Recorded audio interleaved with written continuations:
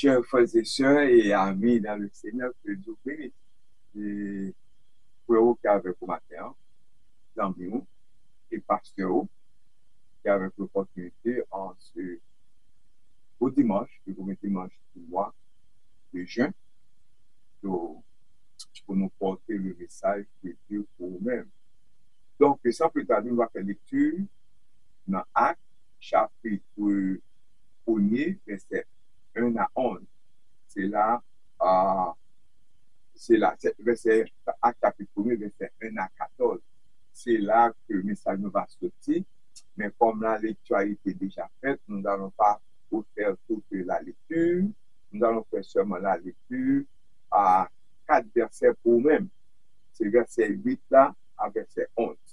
Et puis nous allons référer nous avec d'autres versets au cours du développement de notre message de matin. Je lis pour vous. Verset 8 à 11. Mais vous recevrez une puissance de cet esprit survenant sur vous, et vous serez mes témoins à Jérusalem, dans toute la Judée, dans la Samarie, jusqu'aux extrémités de la terre. Après avoir dit cela, il fut enlevé pendant qu'il regardait, et une nuée le déroba à leurs yeux. Et comme ils avaient le regard fixé vers le ciel pendant qu'ils s'en allaient, voici 2 hommes vêtus de blanc leur apparurent et dirent: Hommes galiléens, pourquoi vous arrêtez-vous à regarder au ciel? Ce Jésus qui a été enlevé au ciel du milieu de vous viendra de la même manière que vous l'avez vu allant au ciel. English version. But you will receive power when the Holy Spirit comes on you, and you will be my witnesses in Jerusalem and in all Judea and Samaria and to the ends of the earth. After he said this, he was taken up before their very eyes, and a cloud hid him from their sight. They were looking intently up into the sky as he was going, when suddenly 2 men dressed in white stood beside them. Men of Galilee, they said, why do you stand here looking into the sky? This same Jesus who has been taken from you into heaven will come back in the same way you have seen him go into heaven. Mais garde dans son amour infini, des bénis cette portion d'écriture que nous venons de faire. Le sujet de ce matin, nous va parler de l'ascension. Sujet a dit comme ça que quelle est la signification de l'importance de l'ascension de Jésus? Quelle est la signification et l'importance de l'ascension de Jésus? Qui signification à importance ascension Jésus-Christ? Donc, comme on connaît ascension, c'est 40 jours après la résurrection de Jésus. Jeudi dernier, qui était 29, en mai 2025, c'était ascension.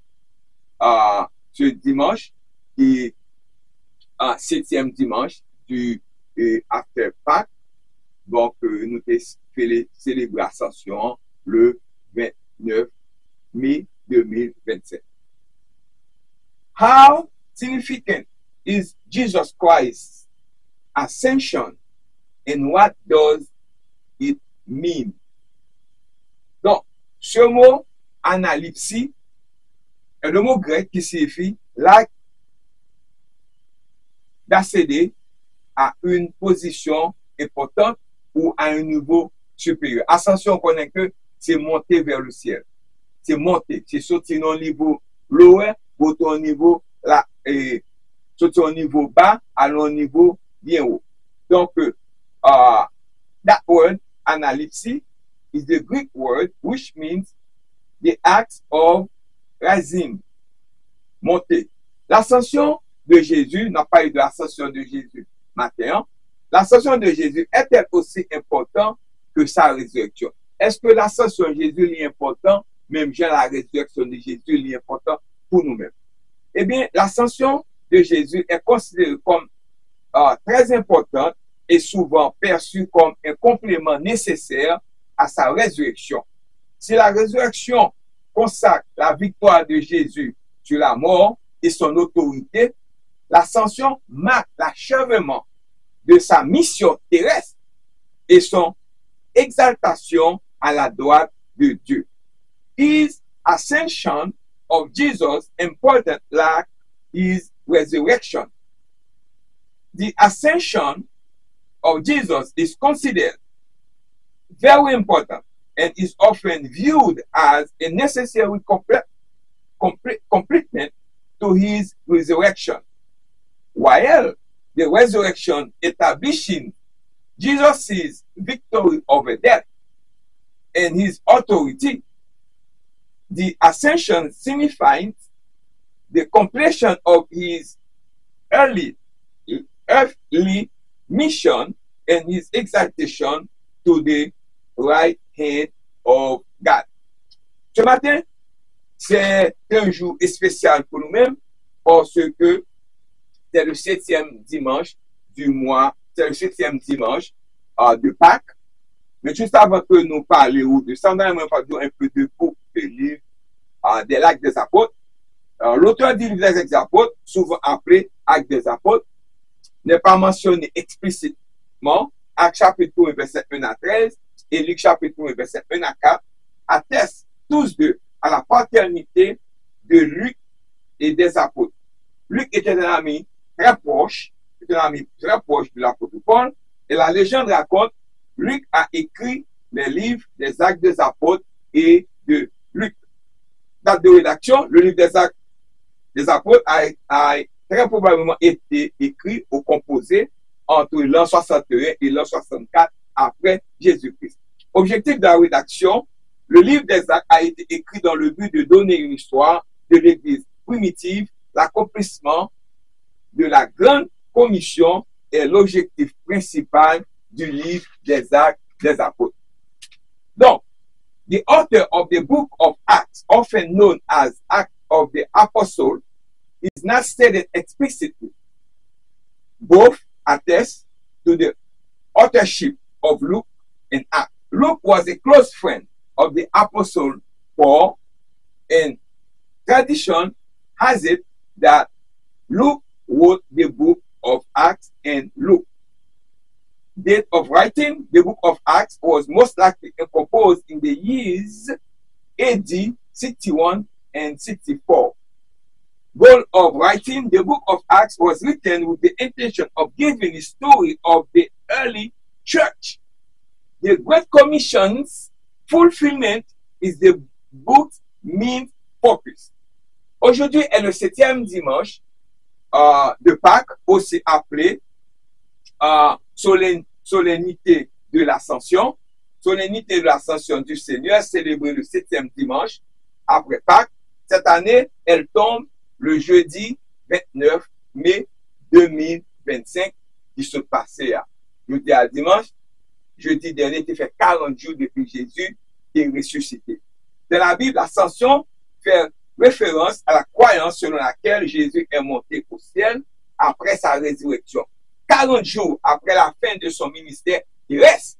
Cet événement est un principe fondamental de la foi chrétienne, symbolisant l'exaltation de Jésus à la droite de Dieu et son rôle permanent de médiateur entre Dieu et l'humanité. Nous avons prié bon Dieu et puis Jésus a intercédé pour nous entre nous-mêmes et Papa. Today is the 7th Sunday of Easter, also known as the solemnity of the Ascension of the Lord. Observed on the 7th Sunday after Easter. This year, it falls on Thursday, May 29, 2025. In the Bible, ascension refers to the belief that Jesus ascended into heaven after his resurrection. 40 days after his earthly ministry ended.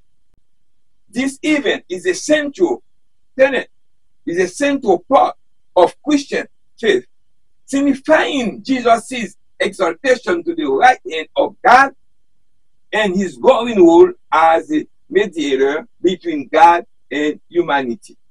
Donc, ça nous va comprendre. Après la résurrection de Jésus, Jésus se présenta vivant. Il est venu vivant aux femmes près du tombeau, à ses disciples et à plus de 500 autres personnes. Dans les jours qui suivent sa résurrection, Jésus enseigna à ses disciples le royaume de Dieu. Et qui suit sa résurrection, et de même manière, ce matin, je vous enseigne le royaume de Dieu. Mais l'ascension de Jésus, si nous dit l'ascension, mais ça nous veut dire, ça c'est un picture qui montre nous, Jésus a monté vers le ciel. C'est l'ascension. OK? C'est ça, que pour comprendre, réaliser ça que m'a parlé, ça c'est ascension, Jésus a monté vers le ciel, et disciples en bas à regarder, à voir que la montée vers le ciel. Ça c'est ascension de Jésus. Mais après sa résurrection, quand Jésus finit, après sa résurrection, et puis something happened. 40 jours après sa résurrection, Jésus et ses disciples se rendent au mont des Oliviers. Mont des Oliviers, qui ça? Le mont des Oliviers situé à l'est de Jérusalem. C'est un lieu très important dans la Bible, en particulier dans le Nouveau Testament. Il est connu comme le lieu où Jésus enseignait les disciples, il priait avec eux, et d'où il est monté, là, il est monté au ciel. Mont des Oliviers, sous la Gonité, soit en Israël, ou à l'est de Jérusalem, mais côté de Chita, ça c'est place sur le Mont des Oliviers, c'est là que le Chita, il t'a enseigné les disciples, il t'a prié avec eux, et puis il est monté au ciel. Donc, Mont des Oliviers sont place qui est très très important. Donc, près de Jérusalem. Là, Jésus promet à ses disciples qu'il recevait bientôt le Saint-Esprit et leur recommanda de rester à Jérusalem. Il a l'autre côté. Reste jusqu'à ce que l'Esprit vienne. Puis Jésus leur dit, et tout en bénissant, commença son ascension au ciel, le récit de l'ascension de Jésus se trouve dans Luc chapitre 24, versets 50 et 51, et Actes chapitre 1er, versets 9 à 11, versets que nous sortis. Jésus est allé, faut qu'il était allé, mission lui prend fin sur terre. Faut qu'il était allé, parce qu'il était venu pour débattre la vie, il prend naissance, il mourit, et puis ressusciter, faut qu'il était allé, mission finie, là pour le Saint-Esprit pour nous-mêmes, pour aider nous, pour nous qui voit le Saint-Esprit faire dans la vie, nous, pour nous capables nous-mêmes continuer à vivre, continuer à faire travail là, pendant que la intercédé pour nous vers son Père. Il ressort clairement que les Écritures, que l'ascension de Jésus était un retour physique et littéral au ciel. Il se leva progressivement et visiblement sous l'œil attentif de nombreux spectateurs. Alors que les disciples s'efforçaient s'aperçut Jésus une dernière fois, un nuage le cacha à leur vue et deux anges apparurent. Et le premier son retour de la même manière dont vous l'avez vu s'en aller. Eh bien, ce matin, je suis capable de que nous attendons le retour de Christ. Pourtant, le retour de Christ que nous attendons, les gens qui acceptent Jésus, qui attendent le retour. Les gens qui font volonté, qui attendent le retour. Si vous ne faites pas volonté, vous ne pouvez pas attendre le retour. Moi-même, j'attends le retour pour aller dans le ciel. Ou même, j'attends le retour pour aller dans le ciel. Si vous ne pouvez pas accepter comme Jésus personnel, vous ne pouvez pas attendre le retour. Nous demandons au matin, faites tout effort qui est possible. Tu vas contre Jésus, tu vas contre faire pas plus avec lui pour accepter lui comme sauveur personnel. Et dès lors, pour attendre le retour, pour accepter lui comme sauveur personnel. Mais soit attendre comme sauveur personnel, ou pas supposer qu'il y ait orgueil, ou pas supposer qu'il y ait orgueil, ou pas supposer qu'il y ait jalousie, ou pas supposer qu'il y ait rancune, ou pas supposer égoïste. Ce que je ne vais pas ou pas attendre le retour Christ, pour faire voir, pour aller dans l'enfer. Tous ces amis de l'argent, tous ces gens qui sont cruels, sont insensibles, sont déloyaux, sont ces calomniateurs, sont fanfarons, sont blasphémateurs, sont rebelles, sont orgueilleux, sont hautains, sont ingrats, sont irréligieux. Action ça, soit faire, soit gagner, ou pas attendre retour. Mon capitaine retour, c'est mon qui fait bon bagage, mon qui fait des disciples, mon qui servent lui, mon qui pas un troublemaker, mon qui pas lever ou à jouer mon qui pas manquer mon dégâts, c'est mon ça au capitaine retour. Mais au même matin, quand tu as ouvert pour capitaine retour également. L'ascension de Jésus-Christ est significative pour plusieurs raisons. De même que Noël, la naissance de Jésus, Pâques, la résurrection de Jésus, et Noël, Pâques, la résurrection sont très importants. L'ascension de Jésus également est très important parce que sans résurrection ça, sans l'ascension ça, nous pas bien. Résurrection est important, mais sans l'ascension de Jésus, nous pas bien le Saint-Esprit qui aide nous, qui corrige, qui aide nous, qui aller vers l'avant. L'ascension marquait la fin de son ministère terrestre. Dieu le Père avait envoyé son Fils dans le monde à Bethléem. Et maintenant, le Fils retournait vers le Père. La période de limitation humaine était révolue. L'ascension signifiait le succès de son œuvre terrestre. Tout ce qu'il était venu accomplir, il avait l'accompli. L'ascension marquait le retour de sa gloire céleste. La gloire de Jésus avait été voilée de son séjour terrestre à une brève exception près de l'ordre de la transfiguration, selon Matthieu chapitre 17, verset 1 à 9. Et ce matin, nous demandons l'ascension de Jésus, mais nous pas quel bagage pour nous-mêmes, et nous pas quel bagage pour moi-même. Parce qu'avec l'ascension de Jésus, bien le Saint-Esprit qui a béni, qui a dirigé moi, qui a guidé moi, qui a nettoyé, qui a fait me penser, qui va faire me faire mon méchant, qui va faire mon criminel, qui va faire mon orgueil, qui va faire que faire ça qui passe ça. Mais la garder moi pour faire ça qui vient, ça que bon Dieu m'a dit pour me faire, et maintenant le retour de Jésus. L'ascension symbolisait son exaltation par le Père, celui en qui le Père a mis toute son affection. Selon Matthieu 17, verset 5, a été élevé en honneur et s'est attribué au nom de dessus de tout. Non, l'ascension lui a permis de nous préparer une place. L'ascension permettait à l'élever Papa Li pour préparer une place pour nous-mêmes. L'ascension de Jésus a marqué le début de sa nouvelle œuvre de grand prêtre, selon Hébreux chapitre 4, verset 14 à 16, et de médiateur de la nouvelle alliance. L'ascension a posé les jalons de son retour. Lorsque Jésus viendra établir le royaume, il reviendra exactement comme il est parti, littéralement, corporellement et visiblement sur les nuées. Actuellement, le Seigneur Jésus est au ciel. Alléluia. Nous avons célébré l'Assomption, nous avons célébré notre célébration liée. Il n'est pas devenu mourir encore, il n'est pas remonter encore, mais c'est une célébration. Je voulais que vous reconnaissiez une position d'honneur et d'autorité.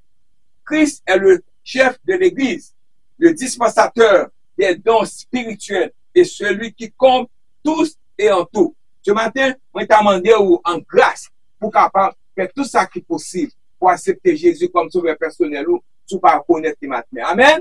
Amen. Et ce matin, c'est vrai que la question que me poser pour moi-même, quel est le rôle du Saint-Esprit? Jésus dit la voyer pour nous maintenant. Il dit la voyer pour nous maintenant. Quel est le rôle du Saint-Esprit dans notre vie aujourd'hui? Quel est le rôle du Saint-Esprit dans nos vies aujourd'hui? What is the role of the Holy Spirit in our lives today? What is the role of the Holy Spirit in our lives today? De tous les dons que Dieu a accordés à l'humanité, aucun n'est plus grand que la présence du Saint-Esprit dans notre vie. Eh bien, l'Esprit a de nombreuses fonctions, rôles et activités. Premièrement, il œuvre dans nos cœurs de tous. Fais-nous pas un killer, fais-nous pas un méchant, fais-nous penser, fais-nous réfléchir, fais ça qui bien. Fais-nous voulons pencher vers l'action de Adam pour nous redresser nous. Donc, pour accepter Jésus comme personne pour qu'elle travaille dans nous-mêmes. Donc, Jésus a annoncé à ses disciples qu'il enverrait l'Esprit dans le monde pour convaincre le monde en matière de péché, pour faire pécher encore, il leur fait pécher pour reconnaître pour faire pécher, pour accord de bon Dieu, pour accord de Jésus, pour l'intercéder pour eux-mêmes, de justice et de jugement. Selon Jean chapitre 16, verset 8. Chacun a une conscience de Dieu, qu'il admet ou non, ou admet plus ou non. L'Esprit applique les vérités divines à l'esprit des gens pour les convaincre par des arguments justes et suffisants qu'ils ont pécheurs. Répondre à cette conviction nous conduit au salut. Donc, premièrement, sans le Saint-Esprit, nous ne pouvons pas reconnaître que si nous sommes menteurs.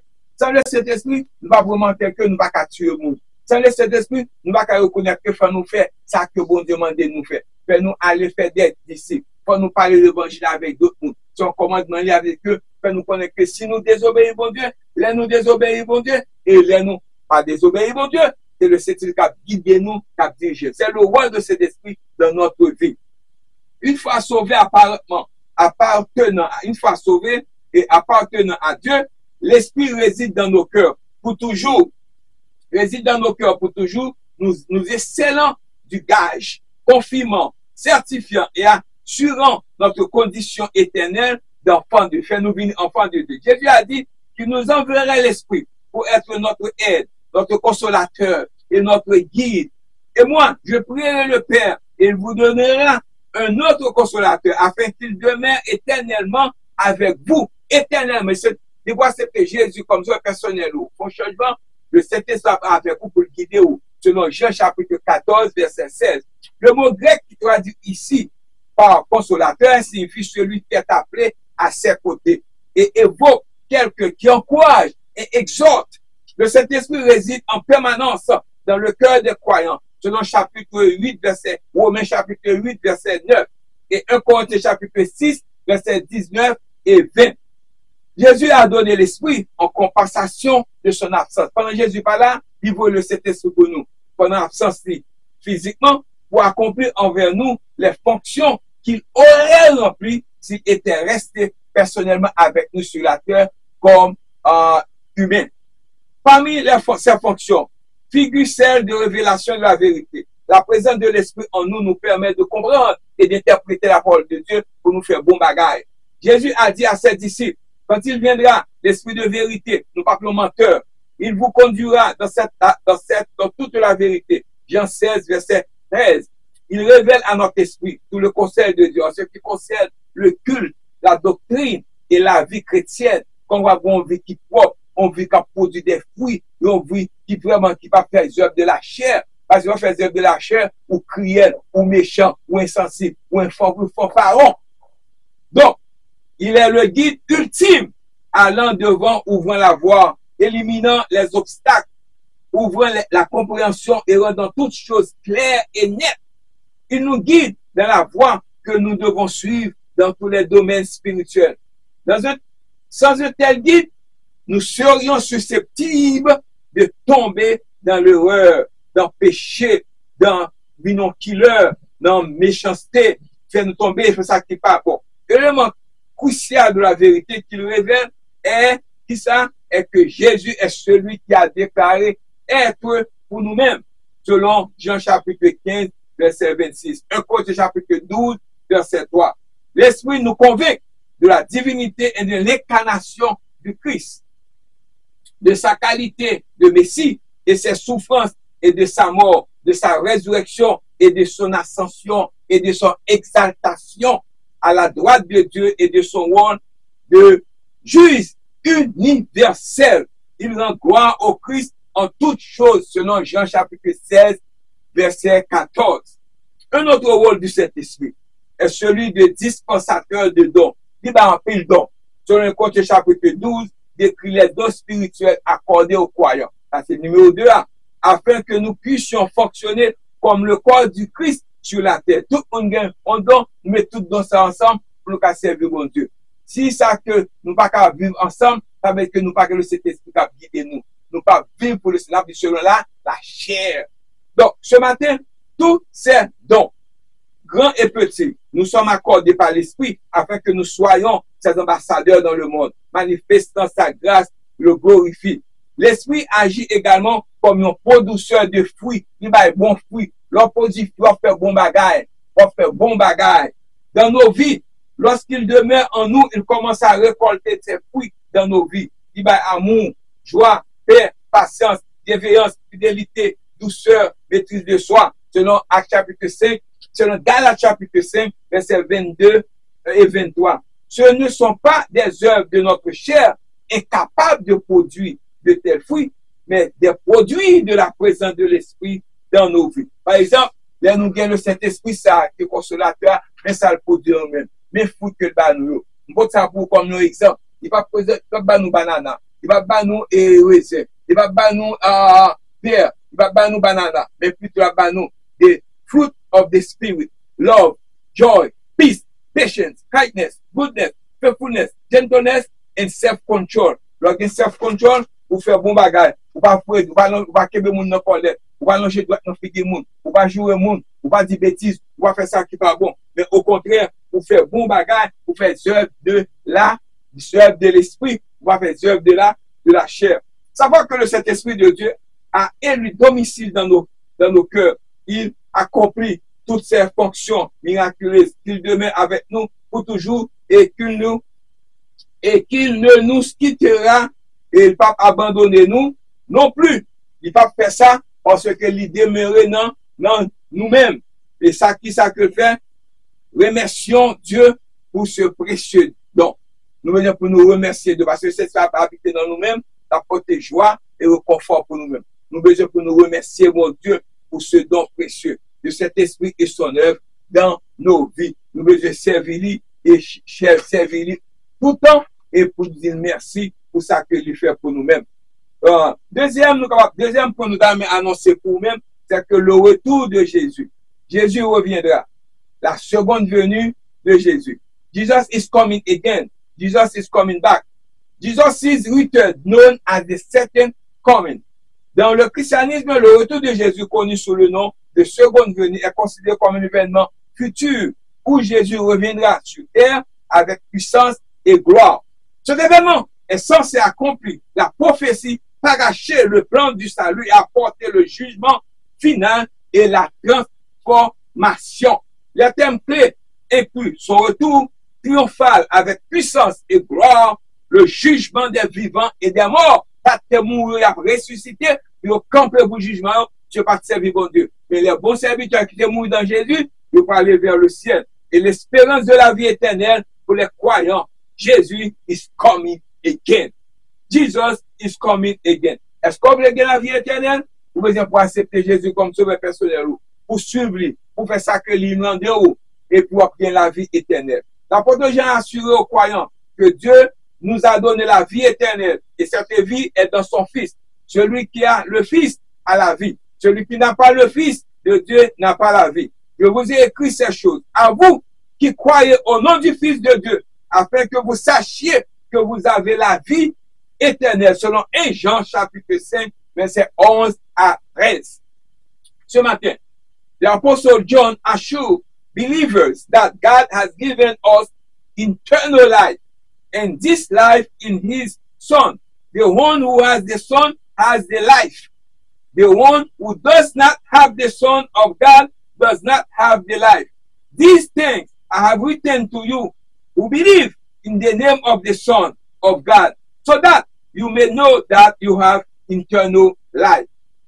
Qui c'est la vie éternelle? Qu'est-ce que la vie éternelle? La vie éternelle comprend non seulement la durée de vie, mais aussi sa qualité. La vie éternelle peut être définie comme une durée de vie éternelle qui inclut l'intimité et la communion avec Dieu par son Fils Jésus-Christ. La personne sage choisira de vivre avec Christ dans l'éternité. Il existe 3 sortes de morts. Nous avons mort physique, nous avons mort spirituelle de son vivant et la mort éternelle. La séparation avec Dieu pour toujours pour ceux qui n'acceptent pas Christ durant leur vie sur la terre, durant leur vie terrestre, selon Hébreux chapitre 9, verset 27, et Éphésiens chapitre 2, verset 1 également. Notre corps mourra tôt ou tard, mais nous continuerons d'exister vivants ou mourant éternellement. Donc, ce matin, pas de second chance après la mort. Matin, sous l'âme. Pendant qu'on vivant, c'est l'heure ça pour accepter Jésus comme sauveur personnel et faire volonté lui et servir lui et priver côté que besoin ouvert pour gagner la vie éternelle. Pas de seconde chance, pas de seconde chance après la mort. Certains croient que nous pouvons accepter au ciel après notre mort, mais notre salut éternel a été pleinement obtenu par Jésus. 1 Timothée chapitre 2, verset 6. Et il nous suffit de le recevoir durant notre vie terrestre. Dès qu'un chrétien décédé, nous sommes en présence du Seigneur. Selon 2 Corinthiens chapitre 5, verset 6. Nous n'avons pas à craindre de souffrir pour nos péchés après la mort, ni de devoir lutter pour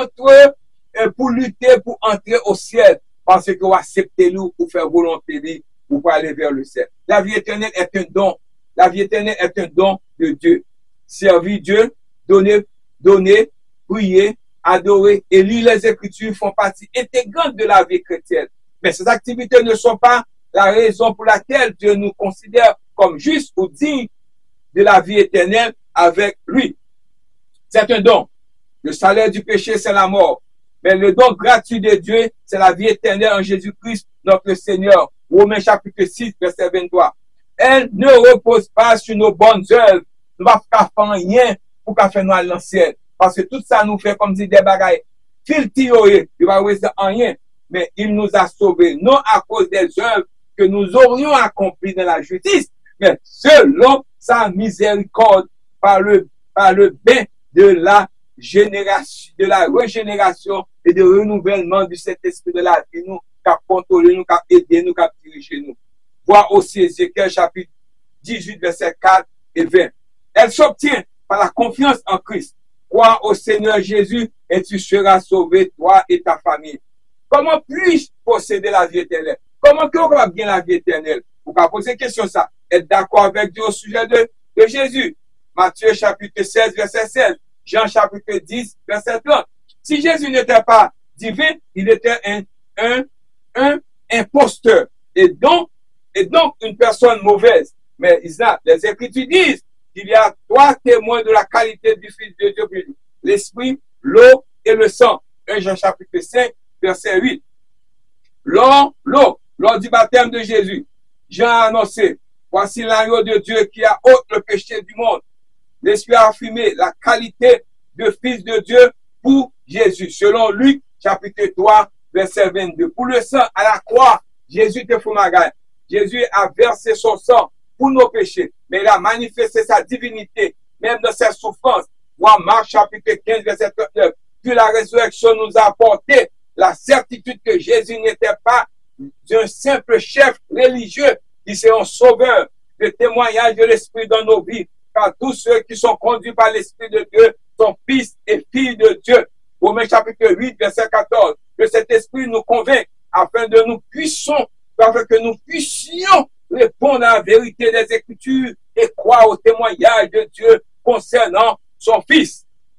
Soyez disposés à l'accepter comme votre sauveur personnel. La vie éternelle est liée à la personne de Jésus. Il est impossible d'accéder au ciel en menant une bonne vie sans Christ. Celui qui a le Fils a la vie. Celui qui n'a pas le Fils de Dieu n'a pas la vie.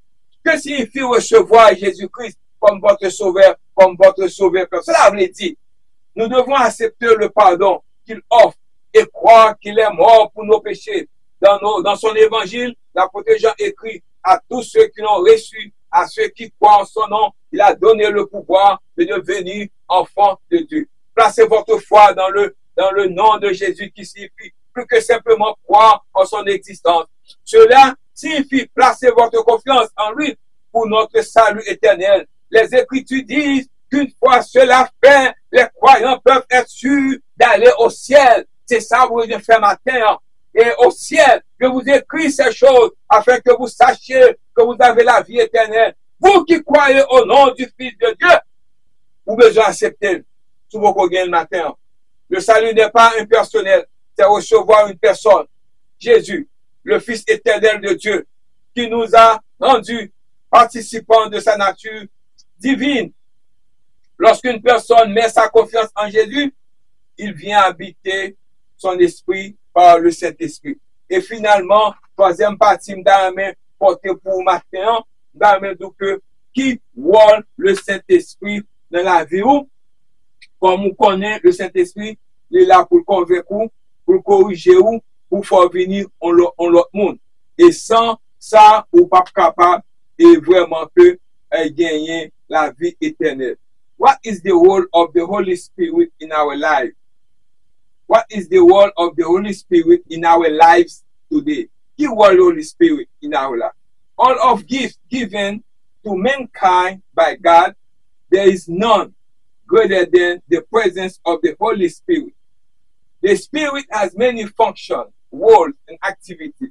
First, it does a work in the hearts of all people, everywhere. Jesus told the disciples that he will send the Spirit into the world. to will convict the world regarding sin and righteousness and judgment. Everyone has a God consciousness, whether or not they admit it. The Spirit applying God's truth to people's mind to convince them by fair and sufficient argument that they are sinners. They are sinners. So you have to accept Jesus as your personal Savior this morning. Once you are saved and belong to God, the Spirit takes off residence in our heart, in your heart forever, sealing us with the conforming, certifying, and assuring pledge of our eternal state as His student. Jesus said He will send the Spirit to us to be our helper, comfort, and guide. And I will ask the Father, and He will give you another counselor to be with you forever. This morning, brothers and sisters, parmi les sujets que nous avons pour matin, c'est quelle est la signification de l'importance de l'ascension de Jésus-Christ. Quelle signification à importance ascension Jésus-Christ a gagné? How significant is Jesus Christ's ascension, and what does it mean? Brothers and sisters, l'ascension de Jésus est considérée comme très importante et souvent perçue comme un complément nécessaire à sa résurrection. Si la résurrection consacre la victoire de Jésus sur la mort et son autorité, l'ascension, montée de Jésus avait dit en pile bagaille pour nous-mêmes. L'ascension marque l'achèvement de sa mission terrestre et son exaltation à la droite de Dieu. Is ascension of Jesus important as his resurrection? The ascension of Jesus is considered very important and is often viewed as necessary complement to his resurrection. While the resurrection establishing Jesus' victory over death and his authority, the ascension signifies the completion of his earthly mission and his exaltation to the right hand of God. Brothers and sisters, moun ki la qui vous connaît Jésus comme ça, est-ce que vous voulez accepter Jésus comme votre sauveur personnel? Do you accept Jesus Christ as your personal Savior? Vous acceptez lui pour produire pour ça qui va t'en autour. Quelle est la signification et l'importance de l'ascension de Jésus? C'est très important parce que faut qu'il y allé pour te bon consolateur pour nous. Consolateur, ça c'est simple, c'est capable pour faire bon bagage. J'aime t'avoir penser à droite, vous dirigez. Que Dieu vous bénisse. Have a good Sunday. God bless you.